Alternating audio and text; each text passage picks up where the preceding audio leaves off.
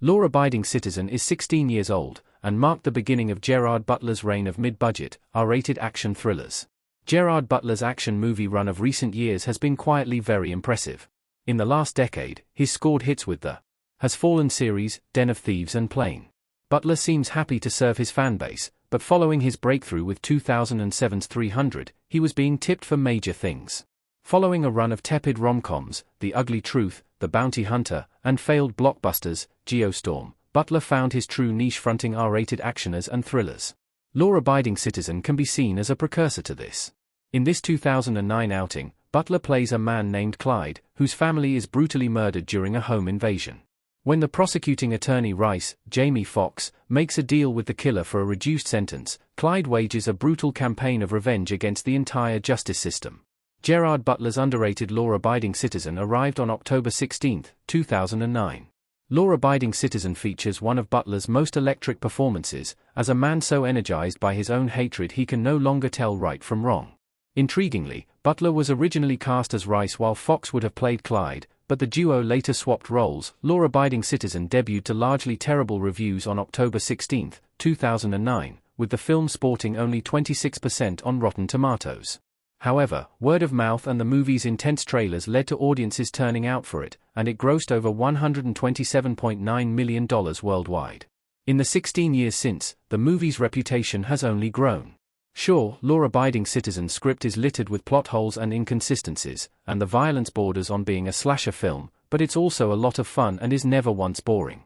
Law-Abiding Citizen is more thoughtful than critics gave it credit. The film was penned by The Beekeeper's Kurt Wimmer, a filmmaker who knows how to write a high-quality B-movie. On the surface, Law-Abiding Citizen satisfies all the beats of a classic, Death Wish-style revenge story. It follows an innocent man who suffers an unimaginable tragedy, and takes his pain out on a corrupt system. Audiences watch as Clyde engineers the gruesome deaths of the men who invaded his home, and get a visceral thrill as he ramps up his revenge to almost cartoonish levels. However, it reaches a point where Clyde's bloodlust extends to innocent people, and viewers begin to turn against him. Instead, their sympathy shifts to Rice, despite his previous career advancing tactics.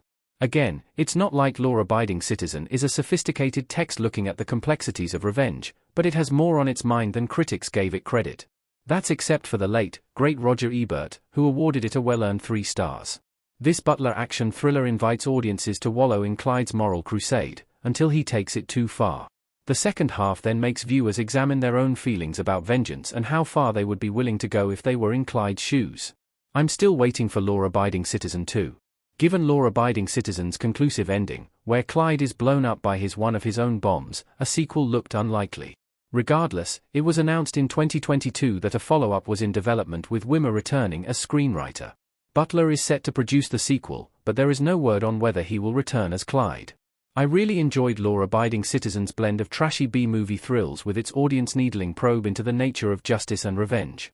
That's why I was excited about the sequel's announcement, even though there is a Gerard Butler-shaped hole at the center of the project. I want Butler back for Law-Abiding Citizen 2, but at the same time, Clyde's survival would make little sense. His death in the original's finale is pretty irreversible, and it would feel like a cheat if the sequel revealed it was another of his tricks. Why Law-Abiding Citizen 2 needs a sequel? My reservations about a possible Butler return aside, there are plenty of directions Law-Abiding Citizen 2 could take. The most obvious would involve Rice himself becoming a vigilante, where he loses faith in the justice system and becomes like Clyde to seek revenge for some loss. Bringing back Foxx is such an obvious move, I'd be shocked if the sequel went another route. After all, it would be weird for a follow-up to ignore the original and tell a completely standalone story. Law-Abiding Citizen 2 should build off the events of the 2009 film while updating it for a new audience. The film's themes have only become more relevant in the 16 years since, and there is always room for a bloody vigilante movie that also has things on its mind. As a baseline, all the Law-Abiding Citizen sequel needs to be is fun, and it's hard to picture them messing up that simple a requirement.